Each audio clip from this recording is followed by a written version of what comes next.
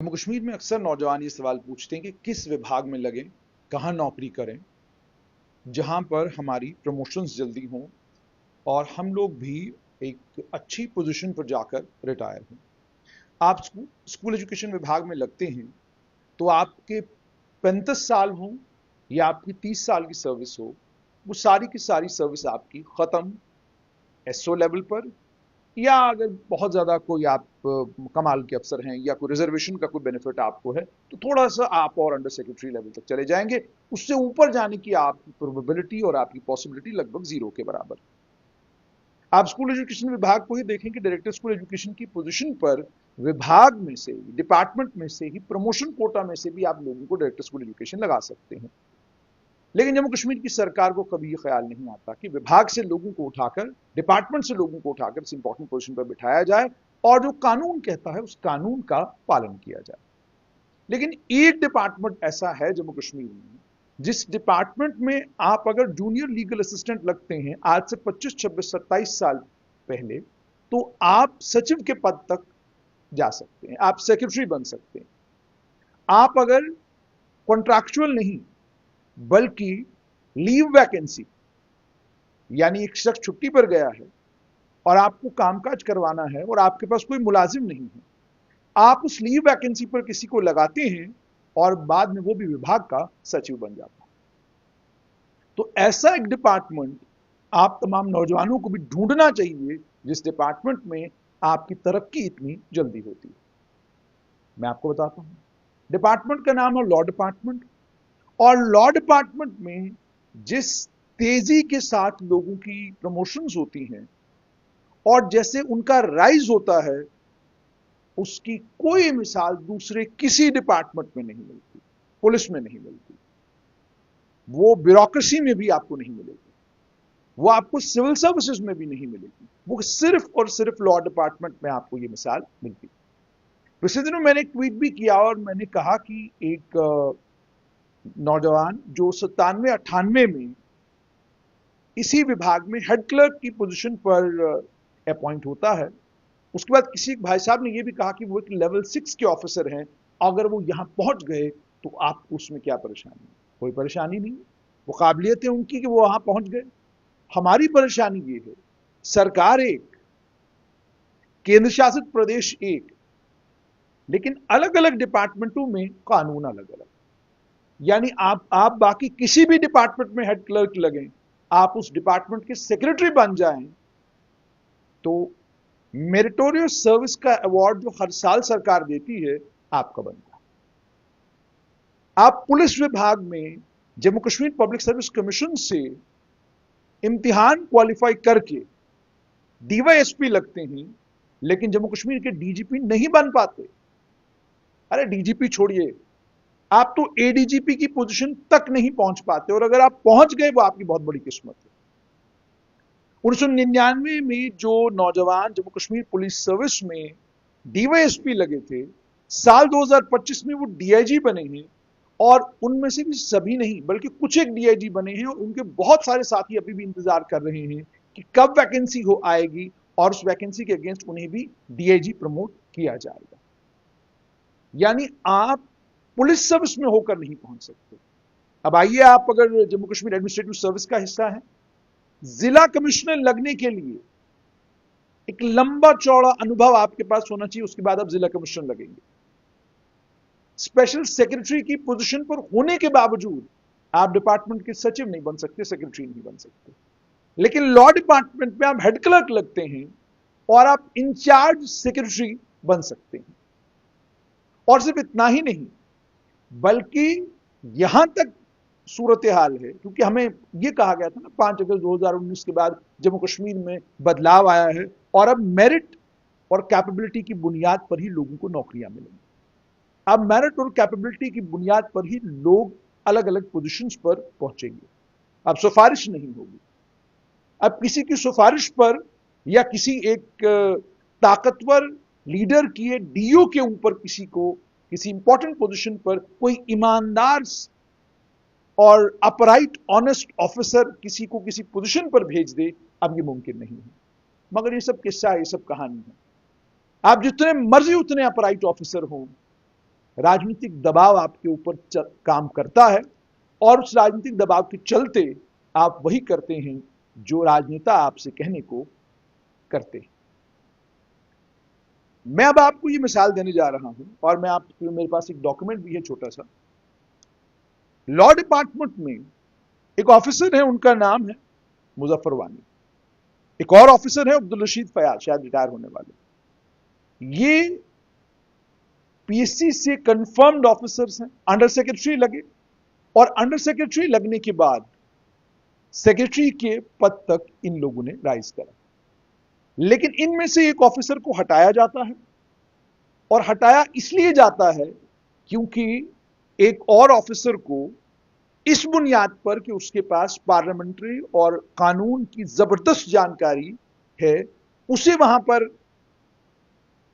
Position करना है, सरकार एक ऑर्डर निकालती है और उस ऑर्डर में सरकार यह भी तय करती है कि इस ऑफिसर के पास ताकतें क्या होंगी और उसके बाद उस ऑफिसर को उस पोजीशन पर लगा दिया जाता है। कोई गलत बात नहीं है,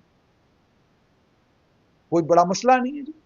हेड क्लर्क से अगर आप इस पोजीशन पर पहुंच गए हैं, ये आपकी काबिलियत है, आपकी मेहनत है, उसके लिए आपको बहुत मुबारकबाद। लेकिन सवाल पैदा यह होता है कि अगर लॉ डिपार्टमेंट में एक हेड क्लर्क सेक्रेटरी की पोजीशन तक पहुंच सकता है तो बाकी डिपार्टमेंटों में यह सहूलत क्यों नहीं?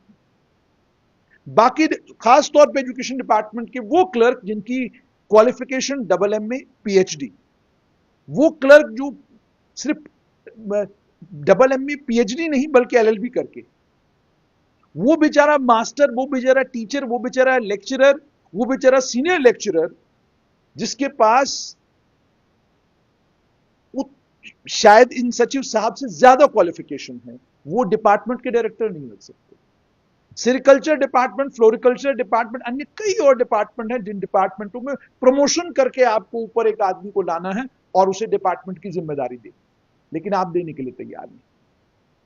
अच्छा वो छोड़िए, लेजिस्लेटिव असेंबली का अपना एक इंस्टीट्यूशन है, उस इंस्टीट्यूशन में कई सीनियर ऑफिसर्स हैं जिन सीनियर ऑफिसर्स को ये जानते हुए कि आपके पास डिपार्टमेंट में स्पेशल सेक्रेटरी लेवल का या उससे ऊपर वाले लेवल का कोई ऑफिसर नहीं है, आप उसे इंचार्ज सचिव बना सकते थे, लेकिन आप नहीं बनाया।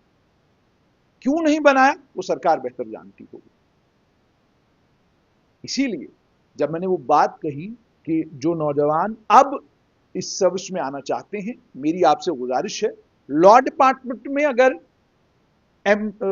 मल्टीटास्किंग स्टाफ MTS की पोजीशन भी निकलती है तो फौरन उस पोजीशन के लिए अप्लाई करिए, वहां पर नियुक्त हो जाइए, क्योंकि वहां जो प्रमोशन के एवेन्यूज आपके पास है वो दूसरे किसी डिपार्टमेंट में नहीं। मैंने आपको ऑलरेडी कहा कि लीव रिजर्व वैकेंसी, यानी कोई जरूरत नहीं है आपको कि आप एक प्रॉपर रिक्रूटमेंट के प्रोसेस से होकर गुजरे उसके बाद जाकर आपको नौकरी मिले, बल्कि आपको जरूरत यह है कि किसी तरीके से आप विभाग का हिस्सा बने, उसके बाद कहानी आगे चलती है। और इतना ही नहीं, बल्कि जम्मू कश्मीर लेजिस्लेटिव असेंबली में बैकडोर अपॉइंटमेंट्स को लेकर भी बाजाब्ता एक मामला कोर्ट में पेंडिंग है अभी तक, जिसका फैसला अभी तक नहीं हुआ, निपटारा अभी तक नहीं। लेजिस्लेटिव काउंसिल में एक मामला बना जिसकी पड़ताल जो है क्राइम ब्रांच और पुलिस के पास गई, उस पड़ताल का आज तक कुछ पता नहीं चला। तो ये किस्सा, ये कहानियां जो जब आप ट्विटर के ऊपर लिखते हैं ना जी कि जनाब लेवल 6 का ऑफिसर है, ये जम्मू कश्मीर वो है जहां हालत ये है, बेड बनाने वाला जिसकी जिम्मेदारी है बेडिंग ठीक ठाक तरीके से जम्मू कश्मीर हाउस में देखने की, वो PA के पद पर काम कर रहा है। इलेक्ट्रिशियन जो उससे कई गुना सीनियर है, वो उसके अंडर काम कर रहा है। ये यहां तो ये हालात है। तो इसका मतलब साफ तौर पर it is not about merit, capability, intellect, it is all about your choice. It is all about कि जो हुजूर को मंजूर वही चलेगा, जो मालिक को मंजूर वही चलेगा। यानी सिस्टम को अगर लगता है कि एक आदमी हमें यहां पर चाहिए, तो system doesn't worry at that time इस आदमी की क्वालिफिकेशन क्या है, इस आदमी की काबिलियत क्या है, यह आदमी लगा क्या है, कहां पहुंचा, इसकी कोई जरूरत नहीं है। उस वक्त आप सूटेबिलिटी देखते हैं, आप उस वक्त बाकी किसी चीज का ख्याल नहीं रखते, कानून रहते हैं, कानून को आप साइड पर रख देते हैं। जरूरत तो यह है कि जिस कानून साजिया में, जिस असेंबली में कानून बनते हैं, और जहां इस वक्त कानून के और फाइनेंस के जानकार स्पीकर की पोजीशन पर बैठे हुए हैं, उन्हें कम से कम अपने दाएं बाएं देखकर यह मालूम करना चाहिए कि क्या जब हम करेक्शन करना शुरू करें, जब हम तब्दीलियां और बदलाव करना शुरू करें, तो जो एक डिपार्टमेंट में कानून है वही कानून बाकी सभी डिपार्टमेंटों में। यानी पुलिस में जो कांस्टेबल लगे उसे भी डीजीपी बनने का इख्तियार, पुलिस में जो एएसआई लगे वो भी एडिशनल डीजीपी की पोजीशन तक पहुंच सके। जम्मू कश्मीर एडमिनिस्ट्रेटिव सर्विस में जो तहसीलदार लगे वो भी चीफ सेक्रेटरी रिटायर हो। क्या ये होगा? ये मैं सवाल, ये आप सबके लिए सवाल। और उसके बाद कमाल ये भी कि ये आर्मी, बार बार मैं कह रहा हूं, रेजिडेंट ऑफ बैकवर्ड एरिया का जो सर्टिफिकेट है, जितना भयंकर मिसयूज इसका हुआ है, इतना भयंकर मिसयूज दूसरी किसी सर्टिफिकेट का आज तक नहीं हुआ। इसलिए सरकार को चाहिए कि जो कानून लॉ डिपार्टमेंट में है जम्मू कश्मीर में, कि आप 25 साल के अंदर अंदर हेड क्लर्क से सचिव बन सकते हैं, वही कानून पुलिस में, वही कानून रेवेन्यू सर्विस में, वही कानून सिविल सर्विस में, तमाम सर्विसेज में वही कानून होना चाहिए, ताकि स्कूल एजुकेशन डिपार्टमेंट का head clerk director school education बन सके, पुलिस विभाग का कांस्टेबल, सब इंस्पेक्टर, एएसआई कम से कम एडिशनल डीजीपी की पोजीशन तक पहुंच सके। इसी तरीके से अन्य विभागों में जो लोग हेड क्लर्क की पोजीशन पर, क्लर्क की पोजीशन पर लगते हैं, वो कम से कम अगर डायरेक्टर नहीं तो कम से कम ज्वाइंट डायरेक्टर तो बन सके, सेक्रेटरी नहीं कम से कम स्पेशल सेक्रेटरी तक तो पहुंच सके। ये सुविधा सबके लिए होनी चाहिए। और जहां तक बात है राजनेताओं की, तो उन पर बात ना ही की जाए तो अच्छा है, क्योंकि ये आपके मिजाज की वजह से है, ये आपकी करनी है। इस जम्मू कश्मीर में हाईली क्वालिफाइड, बेहतरीन और काबिल ऑफिसर्स दुखी होकर डिपार्टमेंटों में रिटायर हुए, और ऐसे डिपार्टमेंटों से रिटायर हुए जहां उनसे सरकार ने कोई काम नहीं किया। तो अब मैं तवक्का करूंगा कि जो कानून लॉ डिपार्टमेंट है, उसी कानून को एक्सटेंड किया जाएगा बाकी तमाम डिपार्टमेंट्स में, ताकि क्लर्क भी स्कूल एजुकेशन डिपार्टमेंट का डायरेक्टर स्कूल एजुकेशन की पोजीशन पर तक पहुंच सके, और वो क्यों नहीं स्पेशल सेक्रेटरी स्कूल एजुकेशन बन सके।